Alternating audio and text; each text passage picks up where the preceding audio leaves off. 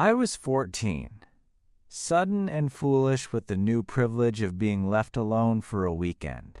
My parents had started trusting me, at least enough to let me keep the house to myself while they went out of town, and the tiny combustible pride I felt about that still tastes like cheap gum when I remember the night.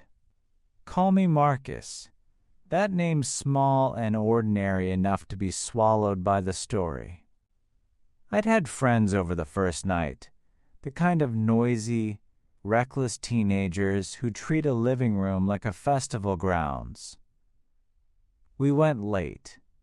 We left late. I rode the last of the adrenaline until I started walking home under sodium streetlights, shoes slapping the cracked sidewalk like a metronome. Halfway between where my friend's corner ended and my front stoop began, a car that had been behind me started to behave wrong. At first, it was reasonable. A sedan, headlights on, inching forward. The kind of car you notice in any small town because there aren't many of them at that hour.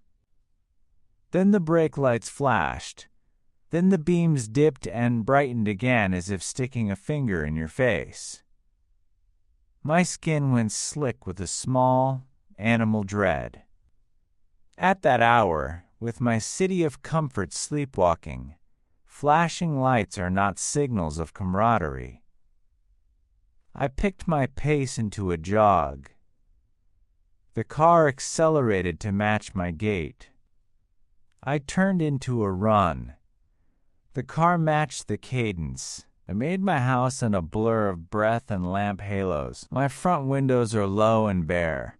I always kept the curtains thin, part of a stupid teenage desire to seem like a grown-up who had nothing to hide. That night the curtains were a mistake. I didn't realize until someone in a car parked in front of the curb and stepped out. A person who moved like a shadow squeezed into a jacket. They came up to the door faster than they should have in polite neighborhoods.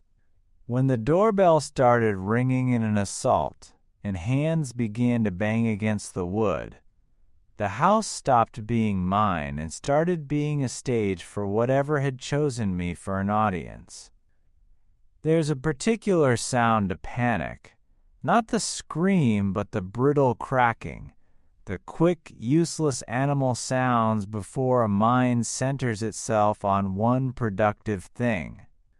I'm embarrassed to say it took me a second to lock my jaw around that productive thing.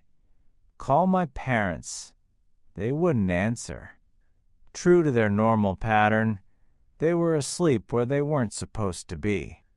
I learned, in that moment, how sharp loneliness can be. A sudden, cold clarity, the knowledge that adults are a half hour away, and your own heartbeat is the only live line between you and the monstrous outside. But then the knocking moved. The door was replaced by the window. Where I had thought the glass would be a boundary, it became a membrane someone pounded at until it sounded like bone. They began to yell in muffled, angry bursts. The words were raw-edged, half-voiced through thick glass. I ran downstairs. My bedroom's on the lower level, and the rhythm of the pounding followed like a chorus. Whoever was out there knew how to pick a house and how to pick a weakness. They banged until you flinch, and then they banged some more to make you believe you'd been heard and that breaking you was easy. I found my parents' bedroom and hid in the closet like a boy with a bad plot in his chest. The phone's little green line on the screen vibrated with the dispatch voice. Calm, efficient, the sort of calm that gives you instruction instead of comfort. Stay hidden, she said, voice steady, and then the world shrank to the two of us in the dark. I could hear the person outside, so close I could feel the pressure of their breath against the insulation of the house. Their voice shifted then, suddenly urgent and strangely helpful. "There's someone in your house," he shouted, and I thought my childhood might crack open into pieces right there in the closet. The dispatcher kept me talking, asking small, precise questions that tethered me to reality. "How many people? Do you have a weapon?" While the pounding evolved into a triad entry. The doorknob near my hiding place turned and fought with the lock as if it were testing a riddle. I remember a surreal, flat sound as the glass on the back door, the one I'd kicked open the last summer for an air mattress move, gave under a pressure I'd never imagined. The intruder's methods were crude and direct: smash, reach, unlock. It felt obscene and intimate, like someone translating a private act into public violation. Through the thin slats of closet door, I could hear the footsteps, deliberate, heavy enough to be practiced, moving down the hall and trying the other bedroom doors as if they had an eye for where a child would hide. The banging escalated into a thumping rage, and each impact painted the air with a new color of fear. Somewhere in the middle of the noise, a stranger's voice called from the living room where the police would later stand. He claimed to have seen a figure in the bushes following me. That explanation arrived like a sudden, wet salve of hope. A car that had been flashing lights wasn't some random predator, but someone who thought he could be a backup. Or maybe he was the opposite, a collaborator. In the fever time of the closet, I couldn't sort the hero from the threat. The world's categories blurred. Every sound meant two things at once: help or harm, misdirection or truth. That slippery ambiguity is the worst kind, because you can't act on it without risking everything. The evening blurred into a police-lit haze.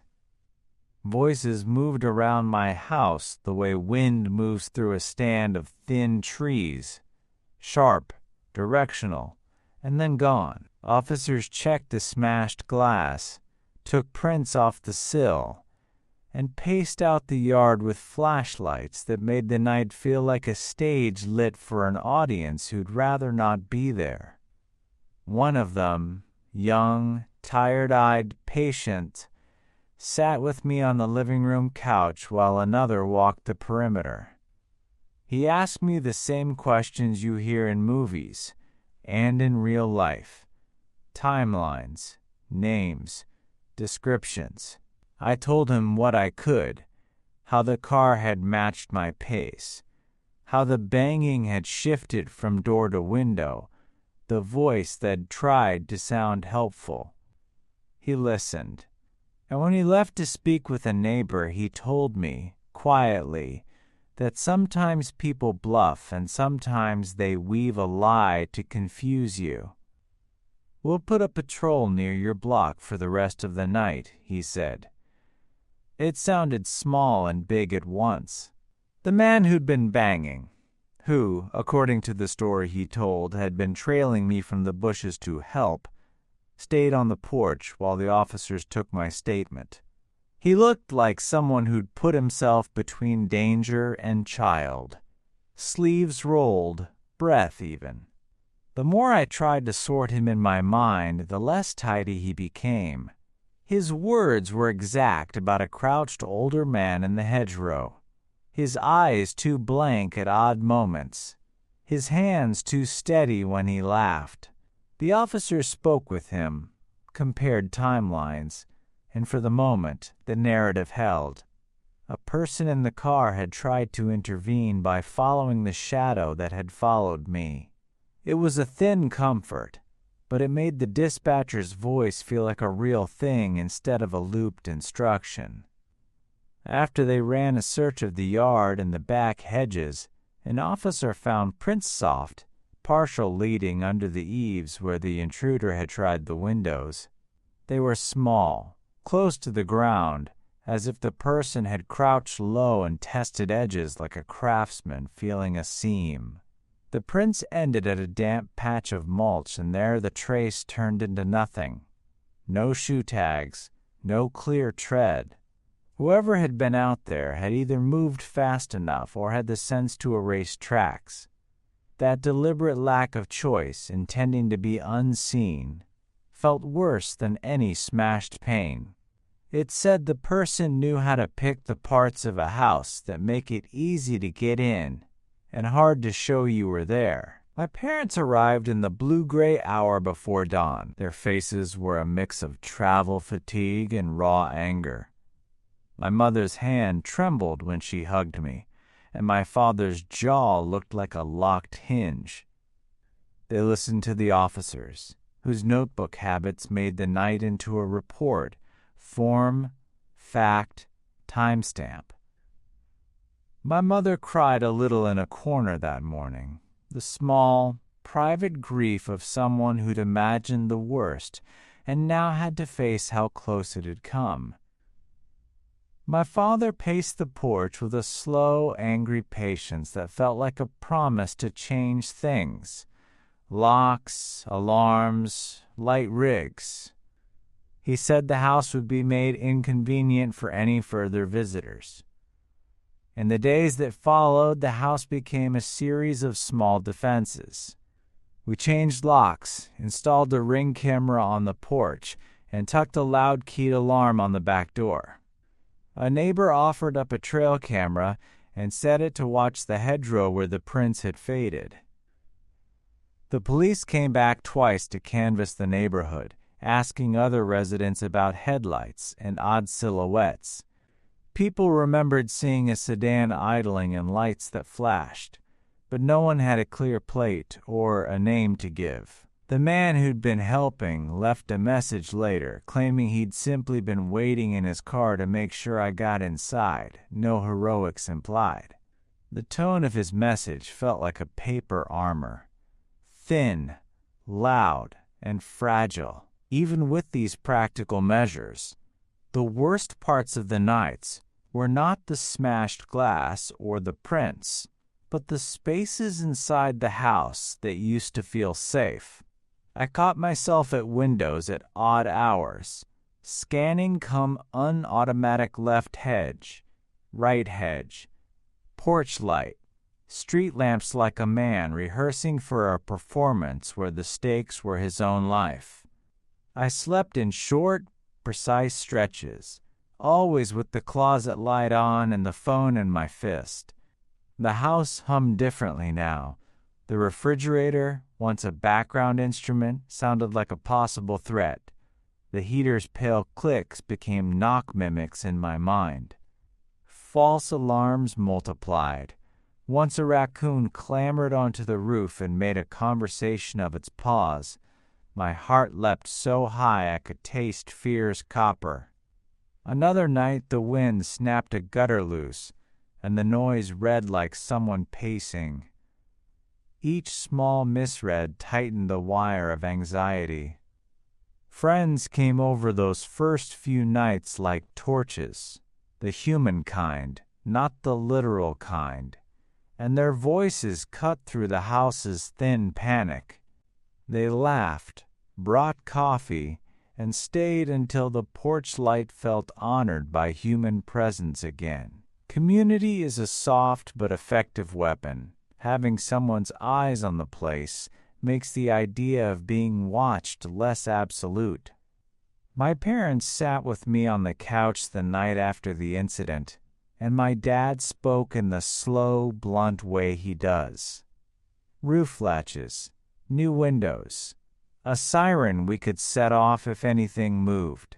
The list of items to fix made me feel busy, and less like the person who'd been selected. But there were other things that crept in, quieter and smaller and less easy to fix. In the weeks that followed, I began to catch hints of a presence I couldn't prove. Phones that would buzz with a phantom notification in the dead hour between midnight and dawn, a cigarette butt on the curb that hadn't been there before, a shadow folding wrong at the edge of my peripheral vision. Once, I woke at 2 in the morning to the smell of cigarettes in the hallway, sweet and chemical and wrong, and for a moment I wondered if someone had tried to smoke in my room as a claim of territory. My rational self-catalog possibilities: cars idling, kids with lighters, neighbors, bad habits. But the part of me that had been 14 and alone slept with a small, exposed ache that had nothing to do with logic. I enrolled in late-night self-defense classes with a friend, partly to feel useful and partly to practice not being a victim. There's a small, particular power in learning how to move your body to make space for breath. I also changed the house rules. Curtains closed at dusk, lights on a timer, a phone always charged on the nightstand with a list of numbers. I told myself these moves were sensible, and they were. But I also said them aloud like prayers. Don't get followed home. Don't let the dark be patient enough to learn your habits.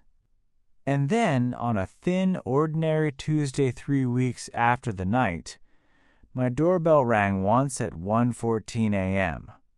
I wasn't home. My sister saw the ring and thought it was a late pizza.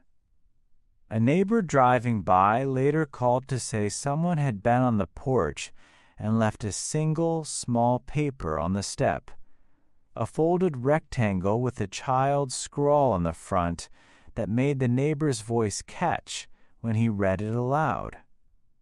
Inside was a scrap. "We're watching. No fingerprints, no address." Just that small sentence folded like a bad joke. That note taught me something cold. The person had not been a one-night thing. Someone had decided the house was a stage and my life a test. The police took the note, cataloged it, and said they'd keep the case open. I felt the relief that paper gives, someone listening, but it didn't warm the nights. Instead, there was now a line of small, persistent instructions. I followed the way you follow a recipe: lights, locks, phones, neighborhood watches. I told myself that these actions would be the end of the story, that the line would be drawn and forgotten. But the way the porch note clung to me was not a thing you could clean off with bleach or a locksmith. It lodged like an audience, and I had to learn to live with it. The weeks after the porch note were a study in small, grim rituals. I learned to perform them with the same mechanical calm I'd used to unload the dishwasher. Check the camera feed before I left the house, slide the deadbolt and test it twice with my palm, place my phone face up and red-eyed on the nightstand so I could seize it like a rescue line. People told me to sleep, to stop rehearsing the worst, but the rehearsal is what kept the panic from becoming a panic attack. I rehearsed the noises that meant nothing: pipes cooling, wind on the eaves, the neighbor's dog scratching at a midnight itch. I rehearsed what meant something: the soft scrape of rubber on gravel that might be a car, the metallic click that meant someone testing door hardware, a distant cough that could be a hand signaling to another person through a chain of hedgerows. The cheap camera on the porch did the one thing it could. It proved the perimeter was not a private hole where a prowler could operate freely. It recorded late-night silhouettes that were never clear enough to convict, but clear enough to nibble at my confidence. Once, at 2:13 a.m., the camera caught a figure drifting up the path and standing on the lawn for 12 full seconds, hands in pockets, head bent, like someone checking for wind direction. The figure moved in the frame with the casual confidence of someone who had practiced not being noticed. That clip-grainy, anonymous was all I needed to send a shiver down my spine and another call to the dispatch non-emergency line. We installed more lights. My mom insisted on motion sensors that flared like a waking animal. My dad set up a siren he swore he'd never use. Our conversations became a litany of contingency plans. The yard became bright, public. We made noise and left radios on. The neighbor who'd left the coffee said the little changes were comforting, because the dark had been made inconvenient. He was right. It's hard to keep a habit of patience when someone turns your life into a series of tests you didn't sign up for. In time, other things crept in, quiet, insidious little proofs that someone had been braiding themselves into our nights. Packages left in odd places, a cigarette butt on our walkway that smelled faintly of brand I didn't recognize. The trail never led anywhere obvious. No one ever left a license plate in our mailbox or a name on a porch canvas. I started to imagine how methodical the person must have been, what they'd learned about our comings and goings when lights blinked off in the kitchen, which curtains were thin enough to betray silhouettes. The imagination is a sharp tool. Used on itself, it can cut deep. There were nights of false alarms that were nearly as cruel as the real ones. The mailbox lid snapped in a storm, and my heart did a sick, fast flutter that left me tasting metal. The neighbor's kid skateboarding at 1 a.m. past the curb left me with a pulse that took half an hour to settle. Each false alarm was a rehearsal that taught me the shape of my fear. It was less cowardice than training. Still, the mind prefers proof to pattern. I wanted something to point at, something that would make the case definitive. A plate, a face, an arrest. The police kept the case open. They read me the updates like someone reading a weather report you do not want to hear. Leads, threads, nothing conclusive. One night, months after the first pounding, I almost had my answer.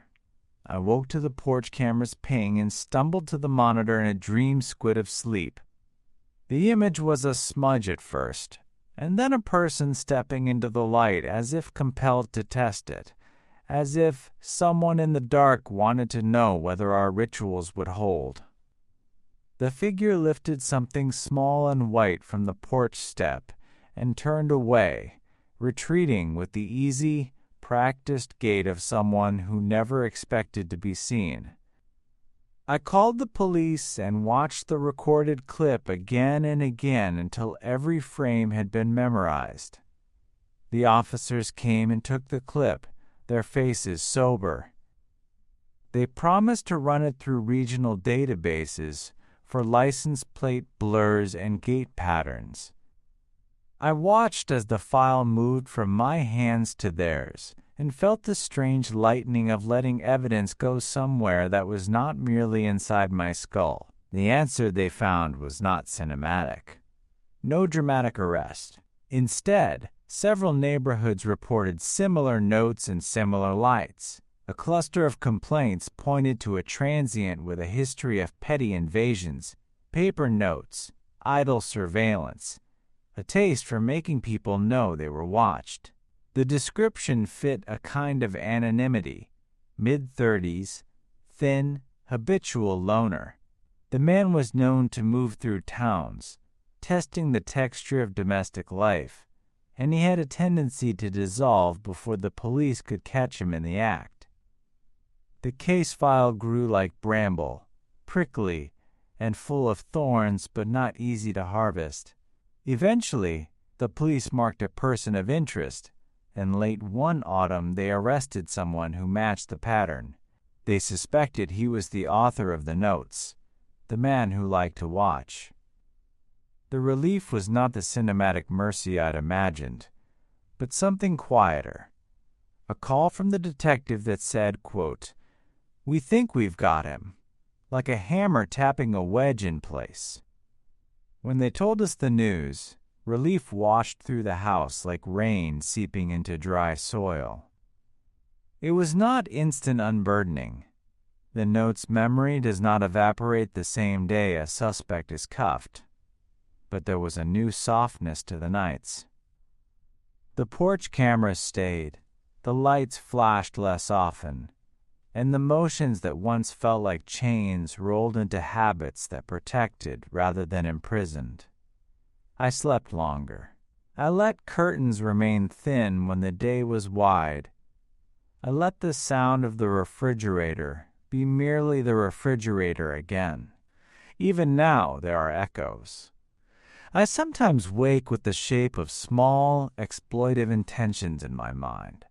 How casually someone can repurpose a child's laughter into a weapon. How easily a person can learn another's rhythms to exploit them. The experience rewired me in ethical ways. I am less wantonly trusting at night. I teach my younger cousins to close curtains and to tell an adult if a car follows them. I check the porch camera when I hear a night sound, and I call a neighbor if I think I see movement. The work of reclaiming ordinary evenings is both communal and tedious, and that is its dignity. What stays with me as the final image is small and human. My parents, sitting on the porch one evening in late summer, a thermos between them, the Ring camera's red LED blinking like a patient eye under the eaves. They were not heroes in the book sense. They were people who changed locks, made calls, and never once minimized my fear. That ordinary response, the mix of tenderness and practical problem solving, felt like a cure I could carry with me. Not spectacular. Not cinematic. Just neighborliness and the stubborn hum of lights left on, so the night has fewer places to hide.